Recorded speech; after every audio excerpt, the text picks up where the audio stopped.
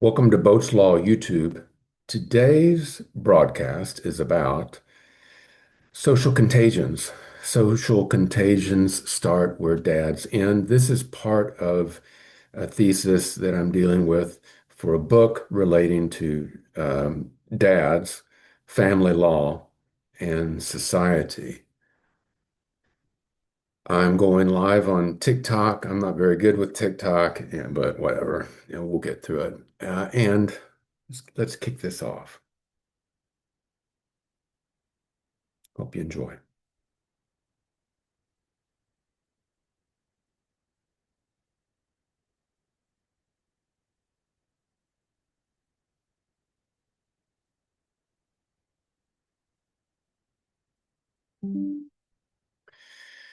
Good morning. Scott Boats here. Thank you for being here. This is about social contagions, and specifically, social contagions start where dads end. What if we admitted that our leaders and the activists that we've been following, whether we lean to the right or we lean to the left, that they're not operating from a place of mental wellness? What if their teachers and their mentors were simply amoral? They didn't teach the greatest good for the greatest many, but they taught manipulation, lying, and deceit as a means of assuring power and control over the rest of us. What if the political class, including the law class, law caste, was finally acknowledged for what it is, a dysfunctional, self-absorbed pursuit where the end now justifies any method, an activity that attracts people who claim to be conscious, but who are perhaps ultimately merely angry, damaged, and possibly dangerous to the rest of us. In other words, what if the dysfunction that we see in American politics is not a bug, but it's a feature? Here's my thesis for today. Leaders and activists on the political right tend to exhibit traits we'd clinically associate with psychopathy, that is, cold, calculated, and strategic manipulation. The right talks about corruption, which is likely true, but they don't act against the biggest offenders because their own misdeeds are part of that corruption. Meanwhile, the leaders and activists on the political left tend to exhibit traits we'd associate with sociopathy, that is, reactive, chaotic, violent, impulsive, a sort of loud and violent self-righteousness. It's in their interest to seek a more collectivist state. That way, nobody is singled out as being atypically corrupt rather. Rather, the attention is always on various divided groups and tribes, identity politics, in other words, rather than their own corrupt oligarchs who fund the mobs and benefit from leftist policies. Regardless, on either side, I don't see good intentions. Both manipulate, both exploit, and both break rules which everyone else is required to follow. And both need all of us to stay confused, divided, and afraid. The two sides engage in this dishonest dance because each has a financial base that is corrupt, a financial base of corrupt oligarchs who benefit when their band of pirates seizes control of the ship of state. But here's what nobody on either side will say out loud because it threatens their power. The root cause of this system is, in fact, fatherlessness. Social contagions, whether political, cultural, or psychological, start where dads and the power of the masculine end. Dads have always been the cornerstone to every thriving family in every culture in human history. A father provides what moms simply cannot. Just as only mom delivers the child, only dad teaches a child in a manner leading to a fully functional and durable adult. But the Marxists, and let's say there are Marxists on both sides, Both sides of the spectrum, they seek destruction of the family for their own economic purposes. Single parent households led by moms benefit both the right and the left. That is, both the National Socialists and the Democratic Socialists. The left needs single parent families, preferably led by moms, because they encourage collectivist dependency, not just welfare, but daycares, and the idea that the state ultimately is the parent. That serves the democratic socialists. Meanwhile, the right also needs single parent households led by moms. Fatherlessness leads to disorder, crime, and chaos, the critical elements for collectivism on the right or national socialism. So ultimately, we need more cops, more scapegoats in prisons, and greater investment into the tools of social control. Again, the state is always the best parent from the perspective of both the left and the right. From the left, the state promises resources otherwise brought by fathers. From the right, the state promises order and discipline otherwise brought by fathers. The only cure that addresses the root causes, is the restoration of equality to men and dads, because they are the necessary cornerstone to a safe and secure society. But here's the problem. Men have already figured out that marriage is rigged. They won't suddenly embrace belief systems or marital structures that no longer serve them. So we must reimagine the family. Men must have reproductive rights. Dads must have equal custody rights from the beginning. Dads must not be subject to presumptive child support anymore because women are given disproportionate opportunities for both education and employment, and a man's kids ultimately are raised by government subsidized daycares and schools anyway.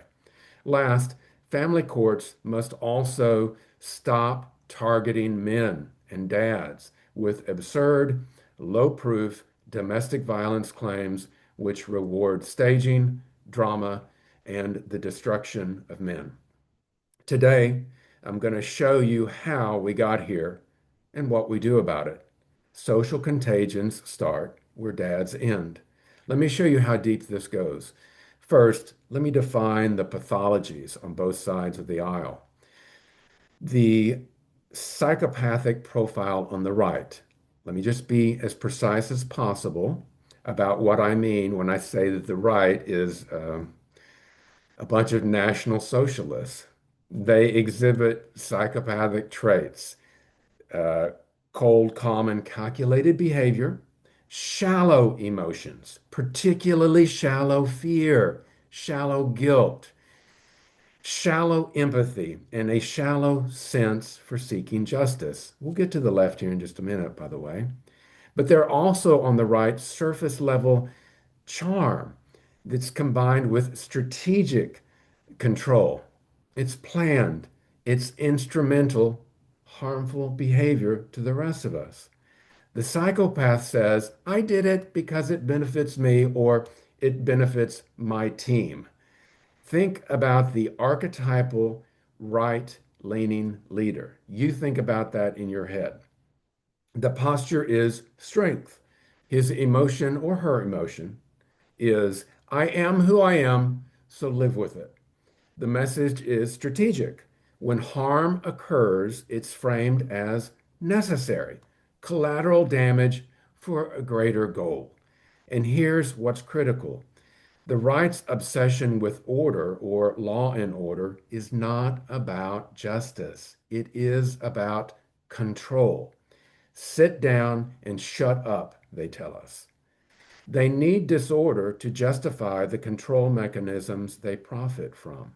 More crime means more police budgeting, more prison contracts, private prisons, more surveillance tools, more security spending. Where does this disorder come from? Fatherless homes. That's where it comes from. So the right has zero incentive to actually do anything to restore fathers to families. They need the chaos that fatherlessness produces. They just want to manage that chaos and profit from it.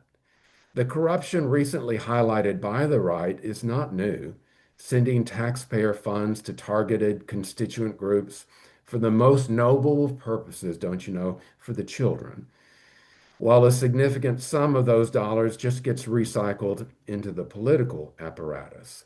That's American politics.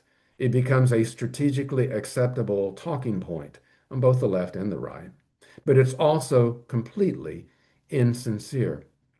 Corruption is only discussed as a strategic distraction. That's what I mean when I say the leaders on the right are psychopathic, direct, calculated, not so passive aggressive, but the emotional messaging remains shallow, simplistic answers, which of course are never applied because it's ultimately merely charming. It's merely control. It's merely strategy. It's also planned, dealing in broad archetypes ultimately that are never, ever measurable. The idea of increased security or safety or honesty or the idea of openness. But let's get to the sociopathy on the left. The sociopathic markers on the left are a bit different. They're hot, they're reactive, they're chaotic on the left. They are impulsive, they are volatile, easily angered on the left. They're reckless with in the moment harmful behavior. They attach to their leaders as if their leaders are one of a kind, godlike figures. Everything and everyone is historic, not merely situational on the left, regardless of the appearance that they lack any sense of genuine, normal conscience. The sociopath says, I snapped, but I don't care. The left leaning archetype operates from righteousness, violent indignation. The emotion is real, sometimes overwhelmingly and dangerously so. The attachment is to the cause, to the group, to justice as defined by the movement in the moment. But conscience, the normal internal break that says, this might not be good for everybody, that gets overridden by the certainty that they're fighting for the good, whether everyone else wants it or not. And here's the left's economic interest. They need dependency. Single mothers need government programs. Fatherless kids need state intervention. Broken families need social workers, therapists, bureaucrats, judges, all of whom ultimately vote left because their jobs are dependent on continued family dysfunction, whether it's real or imagined, and of course, government control. The left also has zero incentives to store fathers to the home. They feed on the dependency that fatherlessness produces. They must fund and perpetuate dependency to retain political power. Here's what's common among the crazies on the left and the right. So the unity is this. They lack genuine remorse for anybody, of course, including their opponents. Both manipulate, both lie, both exploit their bases. But it's not the fringes who decide the elections. It's the normies, the normal people in the middle. So each gins up its army of crazy people. Callousness is rewarded. Acting without guilt is rewarded. And here's the kicker. The left and the right have a shared interest in kicking dads out of the family. Both sides benefit from the chaos that fatherlessness creates because chaos creates dependency, and dependency perpetuates power. Whether it's the National Socialists or the Democratic Socialists, they're really all the same. The modern left won't risk offending its angry, grievance-driven base by saying the obvious. Kids need dads, and therefore, men and dads need equal rights. So the left sells compassion while families deteriorate. Meanwhile, the right won't risk offending its own sacred cows by telling the truth either. But for the right's information, marriage isn't a magic spell anymore. The nostalgia about 1950s America, it's not a modern parenting plan. The right preaches family values, while their leaders typically don't even live those values. So that leads us to the feminization of control, security, control, and the feminine principle. Let's dig deeper into something that might make some of y'all just a tad fussy. Every politician, left and right, is obsessed with control. The right wants control. They want to control morality. They want to control culture. They want to control crime, they'll tell you. The left wants to control speech, wants to control economics, control identity, control risk-taking outside of its constituent caucuses, the approved tribes, villages, and communities. So nobody in mainstream politics ever says, just let the people take their own risk. Let them succeed or fail. Or give everyone equality and the same set of rules, and then leave them all alone. You see, that posture, the willingness to tolerate risk, to let things unfold, to explore rather than to contain, that's a masculine principle. The feminine principle, and I'm not talking about women, by the way, I'm talking about energy, energy that exists in all of us, male or female. The feminine principle tilts towards security, consensus building, risk mitigation, protection aimed at assuring control. Now, there's nothing wrong with seeking security. It serves a vital function. The mom protecting a vulnerable infant is essential to survival. But when security seeking has no limit, when it's divorced from the risk taking that generates resources and growth, well, it becomes pathological. And that's what we have right now. A political class, both on the left and the right, that's entirely about control. In other words, both the left and the right run on feminine energy. Eliminate the risk, manage the people, manage the populations. There's no just let them be that exists anymore. This is a feminized or a feminization of politics. Again, not referring to women, but to referring to the energy. Not because women are in charge, but because the maternal instinct dominates the whole system. Security, protection, control. It has pushed out the paternal function, the role of fathers, risk tolerance, exploration, independence, letting go. When you remove fathers from families for 60 years now, you eventually remove the paternal principle from all institutions. You get a politics that's about control and not freedom. All about safety, no risk. All about the nest, no frontier. When you call the socialists, whether the National Socialists or Democratic Socialists, it doesn't matter. There's no room for individualism. There's no room for personal expression or creativity. Opportunity and hope eventually meet the same collectivist fate as their traditional family.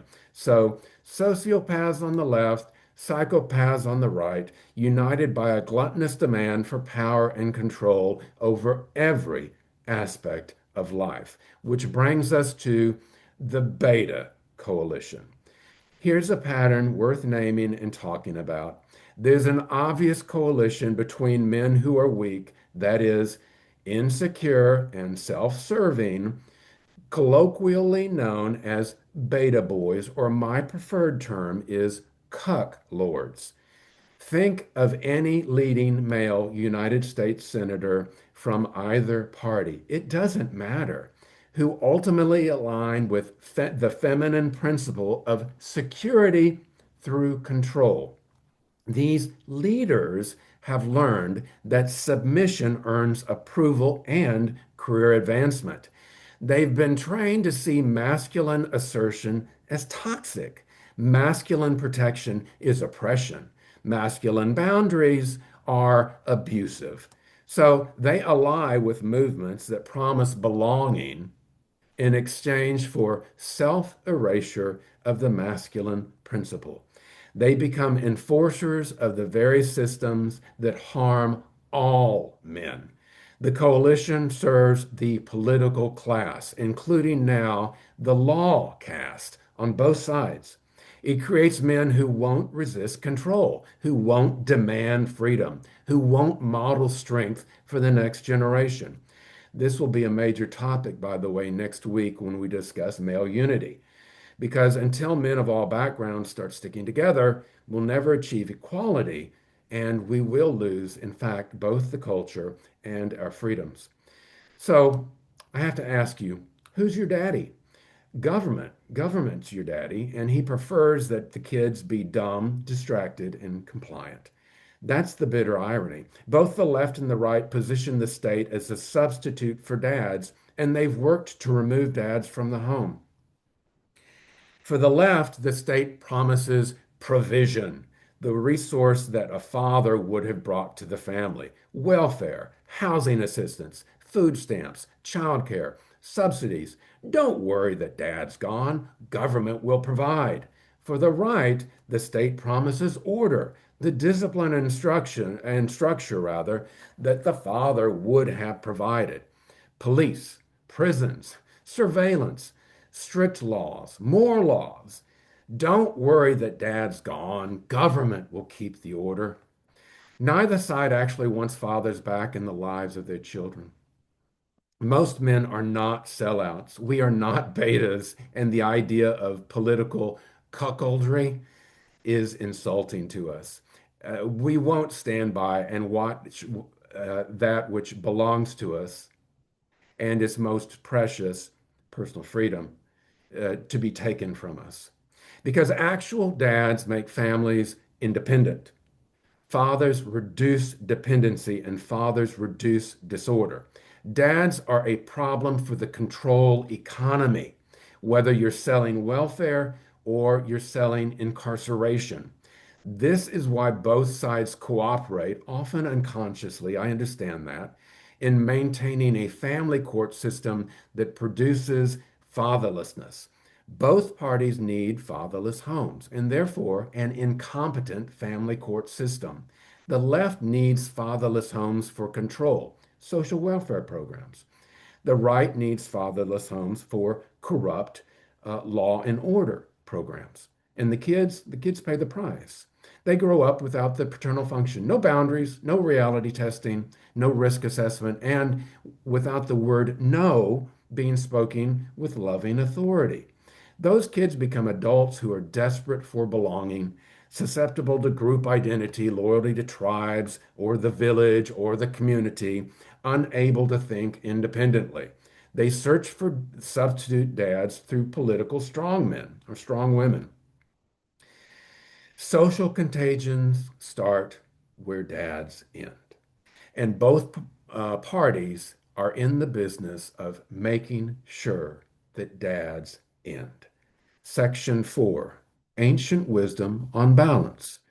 This isn't a patriarchal propaganda. It's the accumulated wisdom from the entirety of human civilization. The Taoist tradition taught that health in individuals, families, and societies requires balance between yin and yang, or between the feminine and masculine principles. Neither can dominate without dysfunction. When yin dominates completely, you get chaos, disillusion, the loss of form, the loss of structure. When yang dominates completely, you get rigidity, aggression, brittleness. A culture that removes dads is never, ever balanced. It becomes chaotically imbalanced and then triggers a reactive, pathological reassertion of the opposite energy. That's exactly what we're seeing politically in the United States. Neither side represents health. Each represents imbalance, reacting to imbalance. Meanwhile, the Abrahamic and Ibrahimic tradition, Judaism, Christianity, and Islam all teach the same fundamental truth. Kids need both parents. Fathers play an irreplaceable role. The fifth commandment says, honor your father and your mother. Every tradition developed elaborate protections for the father and child bond, ignored by our family courts today, because they understood that what we've now forgotten. Remove the paternal function, and you get dysfunctional people who are indeed much easier to control. Section 5, reimagining the family. Now, here's where I need to be brutally direct with everybody. We can't simply restore traditional families. Men are clued in, all of us. Uh, all of us who have watched family courts destroy their friends, destroy their brothers, destroy their own relationships with their own children. These men aren't going to suddenly embrace belief systems or marital structures that no longer serve them. Why should they? Traditional marriage, as currently structured in American law, is a terrible deal for men. He has no reproductive rights. She decides whether to continue or terminate the pregnancy. He has presumptive child support obligations, regardless of the fact that his kids are going to be raised in daycare. And mom gets every advantage and preference in educational and employment opportunities. He faces a biased and bigoted family court system that assumes he's the problem. He can lose his children based on low proof allegations of domestic violence, designed to reward staging and drama. He can be financially devastated by a divorce he didn't even want, he didn't even cause. Telling any man to man up and get married under these conditions, that's not wise. It's asking men to sign a contract explicitly designed to destroy them. So we must reimagine the family. I'm not talking about restoring Leave It to Beaver in the 1950s. Rather, we have to reimagine it for the conditions we face today. Women have reproductive rights. They can choose whether to become moms and also whether a man becomes a dad. Men have no such choice. Once conception occurs, men are locked in, financially obligated for 18 plus years, based on a decision they had no voice in. This is ultimately illogical, and it makes men rationally hesitant to form families. Now, this is not to say that women should not have the final say. That's not what I'm saying. I'm not talking about choice. Of course, women should. But that leads me to pillar two, which is equal custody for dads as a legal presumption, rebuttable only through clear and convincing evidence. Currently, mothers receive primary custody at least 80% of the time. This is sex discrimination, pure and simple. It violates the 14th Amendment's equal protection guarantees. Reimagined family law will establish a presumption of equal parenting time. That means 50-50, not this first, third, and fifth nonsense. That's rebuttable only by clear and convincing evidence. You see, we've got to control those very busy judges, whether they're elected or appointed, along with their very expensive friends in the family law bar, and control them from billing expeditions conducted under low-proof, subjective standards. Just open up the playing field to these lawyers. That's what we do now. We shouldn't. But also, lawyers who make mountains out of molehills, which overwhelmingly ultimately favors female litigants before female judges, verified by female amicus attorneys and guardians ad litem, and supported by female court-appointed mental health experts. Equal time as the starting point, with deviations requiring actual proof that can more easily be appealed, maybe to the grown-ups in the room, the judges on the Court of Appeals, maybe. So, from the statutory presumption of 50-50 custody, we reach a third pillar for reimagined family law. That is, end the presumption of child support. The current child support system was designed for a world where mothers didn't work and dads were the sole earners. That world ended decades ago. Women now have disproportionate opportunities in education and employment. They out-earn men in many demographics. They're the majority of college graduates. Equal custody should mean equal financial responsibility, period. Pillar 4 of the new American family: reform domestic violence standards. I've practiced law for almost 34 years. I've seen the domestic violence system, how it actually operates. It embodies bias and bigotry against boys, men, and dads. Here's something critical: the Duluth model, the dominant framework used across America for domestic violence, was built on explicitly ideological foundations. It presumed that domestic violence is a manifestation of patriarchal control. It's the man's fault, always. That men are the perpetrators and women are always, by definition, the victims. It was never designed to be evidence-based. It was never designed, it was designed always to advance a sick political agenda. Men are presumed guilty in the world of protective orders and other court actions founded upon claims of domestic violence. But the research, the science, if you will, doesn't support that at all. And really, we ought to trust the science, in this case at least. Studies consistently show that domestic violence is roughly symmetrical between the two genders. Women initiate violence at comparable rates to men. Yet the Duluth model, enshrined in law and policy nationwide right now, treats accusation as proof and maleness as guilt. The system rewards staging. It rewards drama. It incentivizes false allegations because the standard of proof is ridiculously low. There's tactical advantages that are um, great to making the claim, and there's no emphasis on confronting or cross-examining the actual claim. The mere allegation alone shifts everything. Reimagined family law will require actual evidence of violence and the right to confront the allegation ab initio, that is, from the beginning.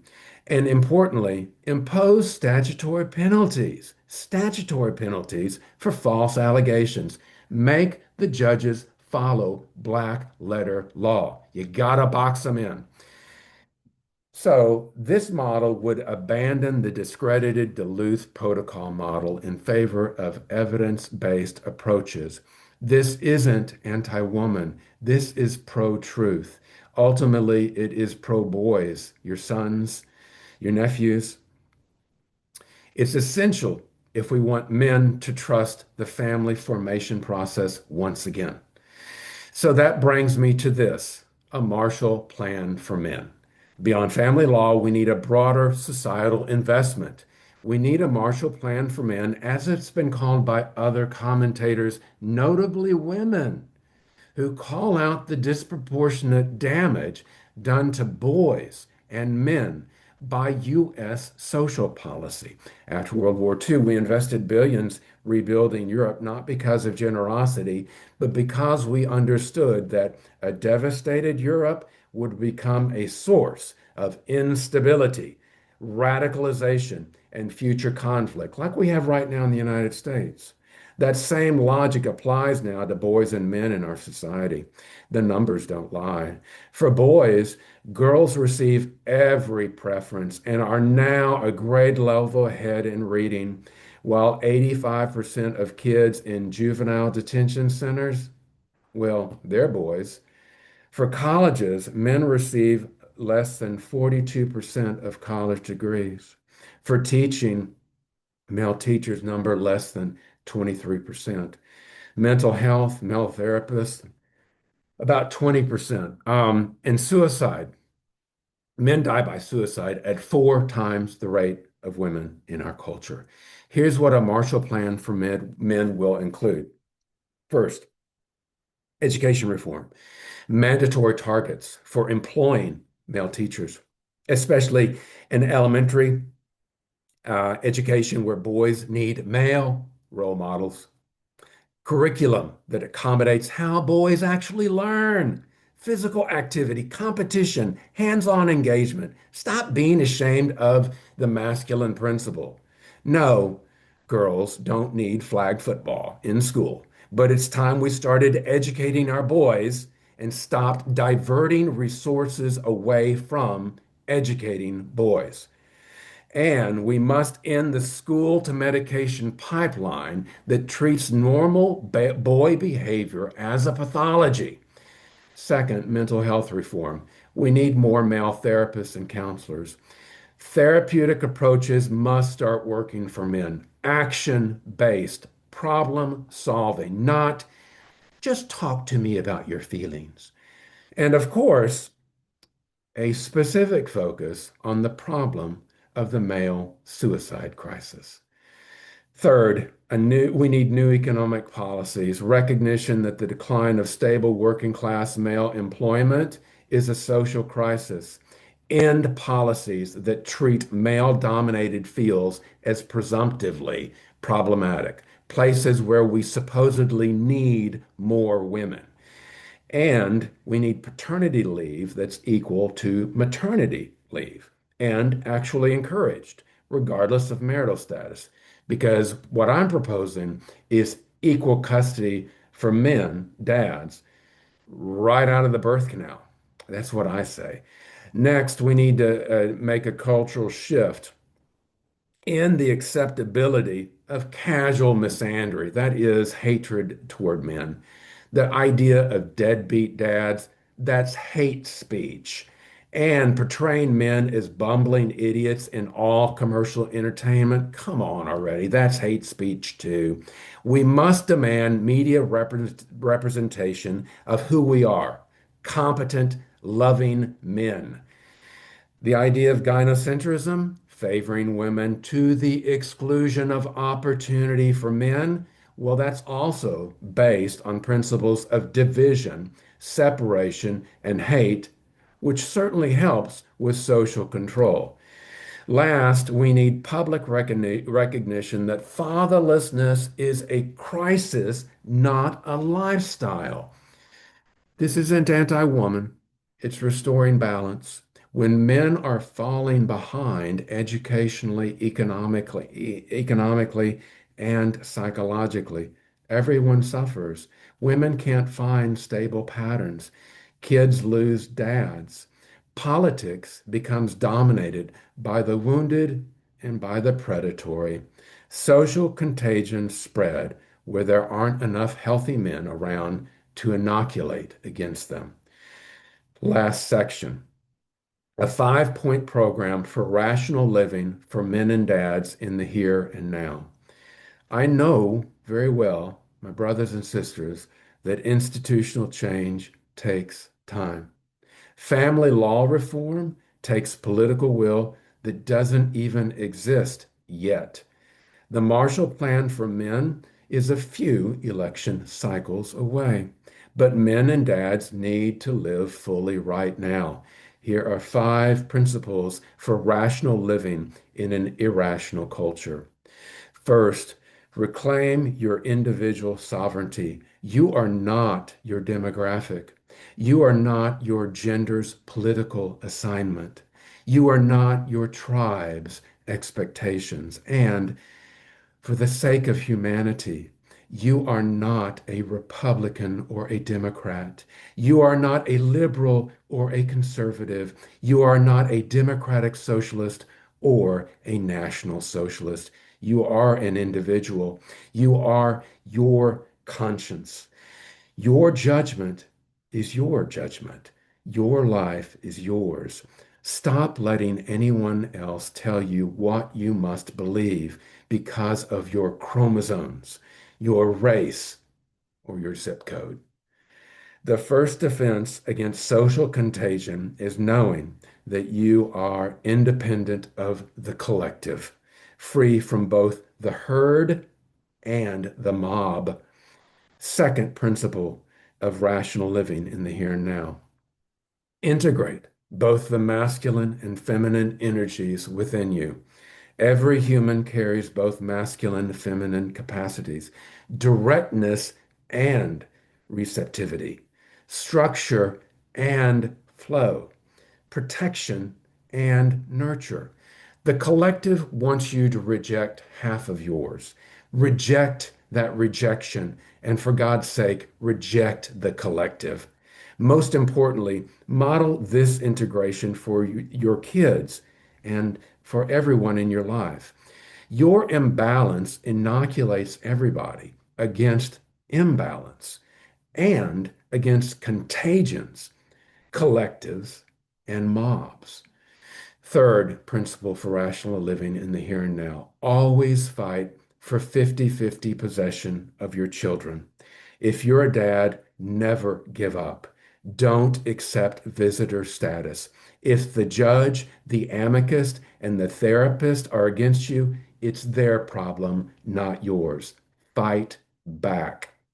Fight for your relationship with your kids legally, personally, and yes, spiritually. Don't go bankrupt. You'll have to likely learn to fight pro se. Those options are exploding, I notice, in the market, and that's a blessing from God. Courts make it harder than it should be. Courts are no less tribal than the mobs who are marching outside. So that's just another fight we'll have to wage, and we will win. Likewise, if you're a mom, if you're an ally, don't let bitterness toward a man become a weapon against the kids. They need their dad, even if you don't need him. If you're anyone else, support family law reform. Vote for candidates who get it. I understand they may be far and few between at this point. So, when needed, file mass judicial complaints and tell your story about these bad judges, these bad lawyers, these bad appointees. Organize protests outside the courthouses, even if it's a protest of only one. Reach out to me. I want to hear your story. I want to know the story. It matters to me. I know the system is messed up and reform must happen at many levels, reaching even deeply into the law schools. Regardless, in the moment, we've got to win back and fight to win back our courts in the places where the judge are most biased, are most bigoted, and where justice is broken. So always fight for 50-50. If you have to, clog the family courts. Fourth principle for rational living in the here and now. Refuse the outrage economy. Both the psychopaths and the sociopaths need your emotional dysregulation. The psychopath on the right needs your fear. The sociopath on the left needs your rage. So curate ruthlessly.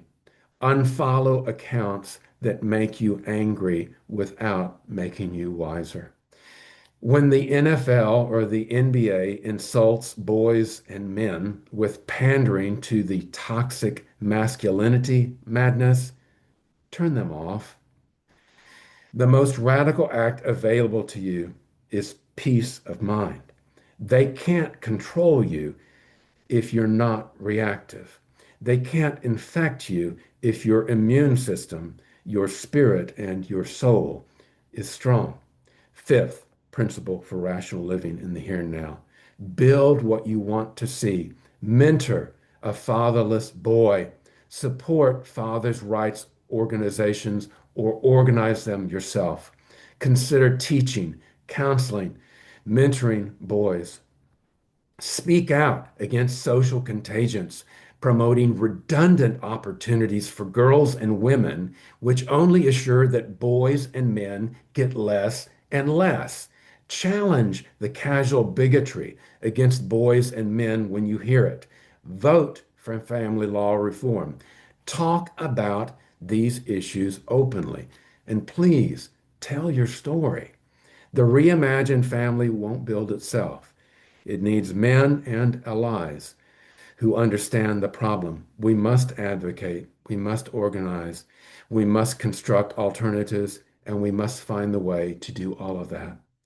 You can be part of the restoration of balance, or you can stay in the outrage cycle, susceptible to every social contagion that comes along. The choice, my brothers and sisters, is always our own. So, in closing, I know I've given you a lot today, but here's what I want you to take away. The insanity in American politics grows from the same root. Both sides profit from fatherlessness, and neither side has any incentive to fix it. The left needs the dependency, the right needs the disorder. Both need the state to serve as substitute dad. In the long term, the cure is not political, the cure is structural. Reimagine the family so that men have a reason to participate. Yes, equal custody. Yes, reproductive rights for men. Yes, fair child support. Yes, evidence-based domestic violence standards. No more bigotry, no more bias, no more misandry in domestic violence standards. And brothers and sisters, invest in boys and men. We've got to fix the imbalance. Invest in them in education, mental health, and economic dignity so that they can become the dads of the future that the kids and our culture need. Every ancient wisdom, everyone taught that kids need their dads, not a state as substitute dad. We ignored that wisdom for over 60 years. The results are all around us. Be part of the cure. Thank you for spending this time with me. God bless you. Share this if it resonated with you. I'll post it on Boat's Law on YouTube. Please visit and subscribe if you are so inclined. But next week, remember, another heavy topic, a call for racial unity among boys, men, and dads in the United States. If we don't start sticking together, our hyper-feminized culture will give away our family. It will give away our culture, and it will give away our freedom. Thank you. Seek justice, love mercy, and walk humbly. I'm Scott Boats.